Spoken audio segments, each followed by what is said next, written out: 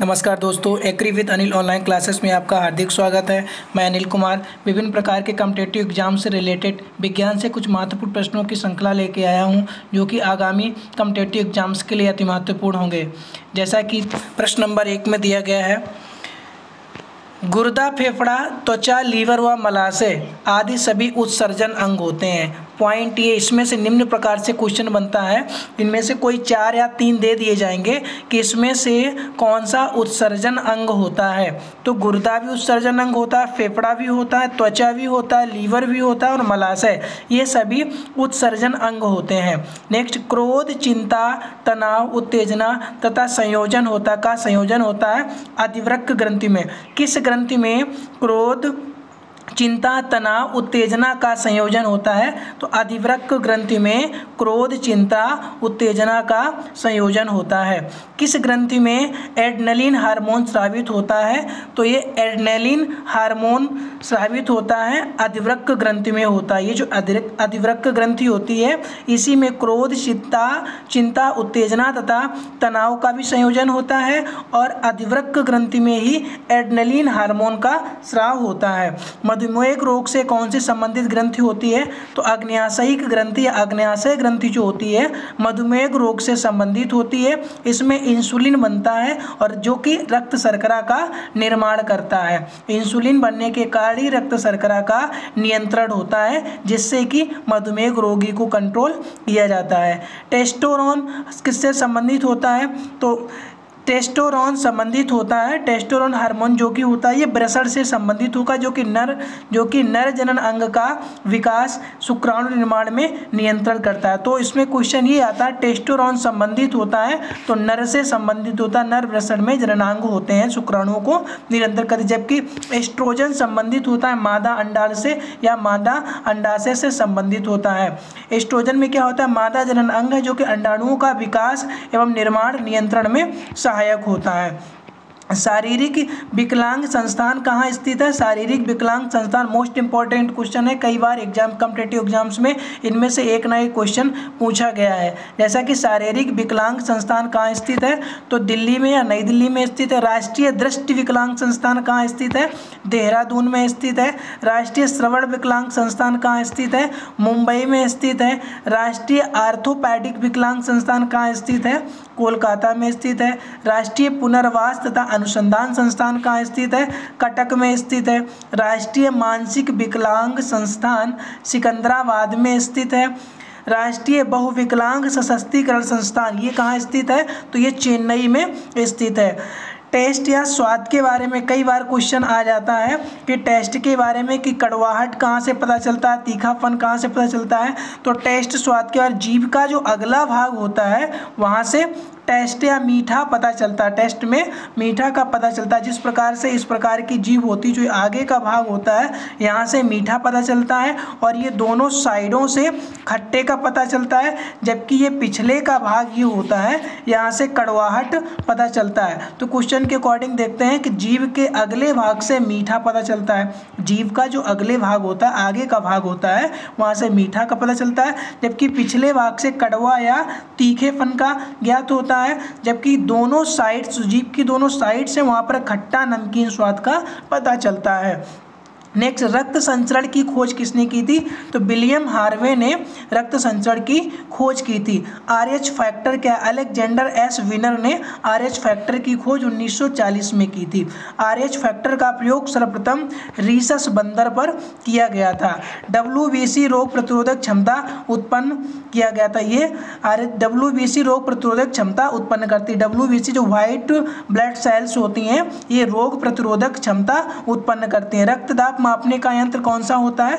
रक्तदाब मापने का यंत्र स्फेग्नोमैनोमीटर होता है। स्फेग्नोमैनोमीटर की सहायता से रक्तदाब को मापा जाता है। रक्त का पीएच कितना होता है? रक्त का पीएच 7.4 होता है, जो कि क्षारीय होता है। जैसा कि इसमें से और जानकारी रक्त पीएच के बेसिस में होता है।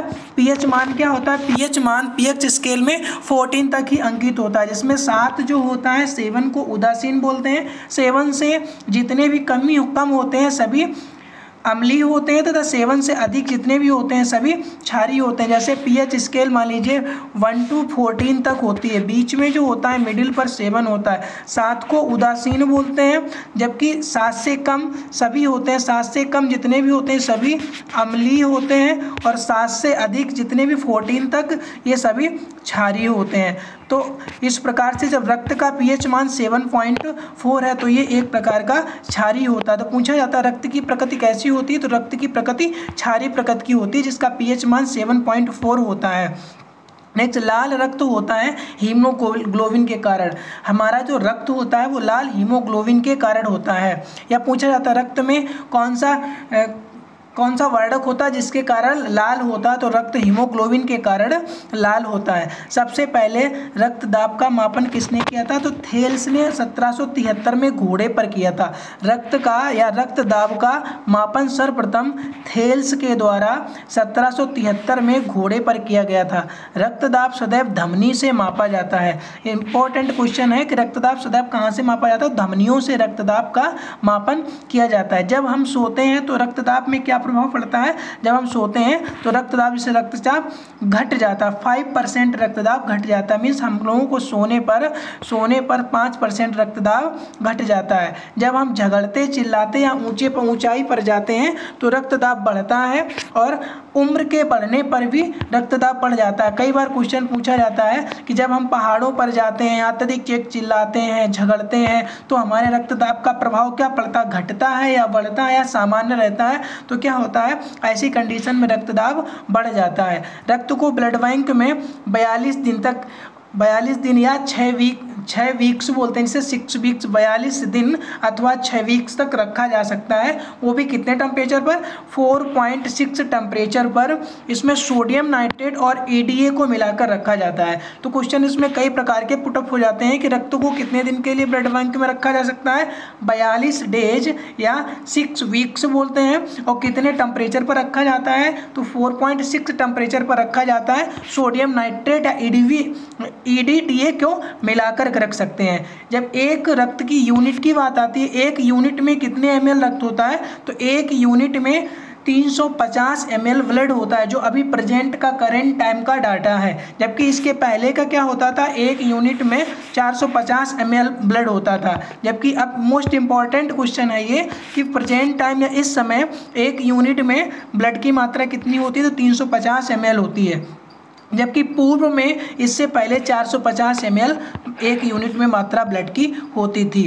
आर्म बैंड से क्या करते हैं, आर्म बैंड की सहायता से पल्स रेट का पता लगाते हैं, पल्स रेट को ज्ञात करते हैं। हृदय ध्वनि सुनने वाला यंत्र कौन सा होता है, स्टेथोस्कोप के माध्यम से हृदय ध्वनि को सुना जाता है। किसी भी व्यक्ति को ब्लड की मात्रा उसके शरीर के कितने % होती है, तो किसी भी व्यक्ति के ब्लड की मात्रा उसके शरीर भार के 6 to 7% ही होती है। यदि वो 100 kg वेट का व्यक्ति है तो उसमें 6 या 7% या 7 kg ही ब्लड प्राप्त होगा। तो इसी प्रकार क्वेश्चन आता है शरीर भार के कितने % ब्लड मनुष्य के अंदर होता है, तो ये शरीर भार के व्यक्ति में 6 to 7% ही होता है। शरीर भार के 6 to 7% ही ब्लड व्यक्ति में पाया जाता है।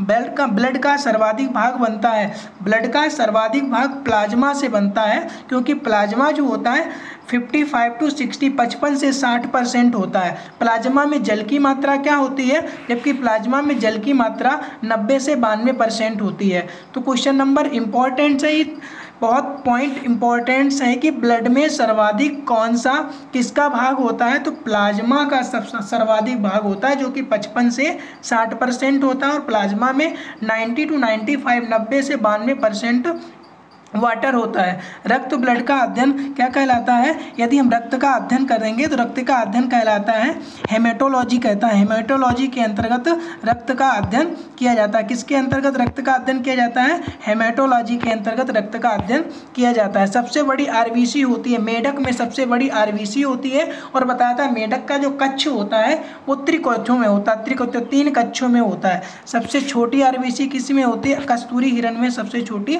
RBC होती है। होती है। आरबीसी का जीवन काल कितना होता है? आरबीसी का न्यूनतम जीवन काल तो 20 दिन का होता है, लेकिन अधिकतम 120 दिन का होता है। न्यूनतम 20 दिन का और अधिकतम 120 दिन का आरबीसी का जीवन काल होता है। कौन सा तत्व रक्त का थक्का बनाने में सहायक होता है? कौन सा तत्व रक्त का थक्का बनाने में सहायक होता है? तो कैल्शियम और पोटेशियम, ये दो तत्व ऐसे होते हैं जो कि रक्त का थक्का जमाने में सहायक होते हैं। दोस्तों, यदि वीडियो पसंद आए तो इसे लाइक करें और अपने इष्ट दोस्तों को शेयर करें तथा चैनल को सब्सक्राइब कर लें। और आगामी वीडियो की नोटिफिकेशन के लिए आप नोटिफिकेशन बेल को अवश्य दबाएं, जिससे आगामी वीडियो की नोटिफिकेशन आप तक पहुंच सके। धन्यवाद दोस्तों, जय हिंद।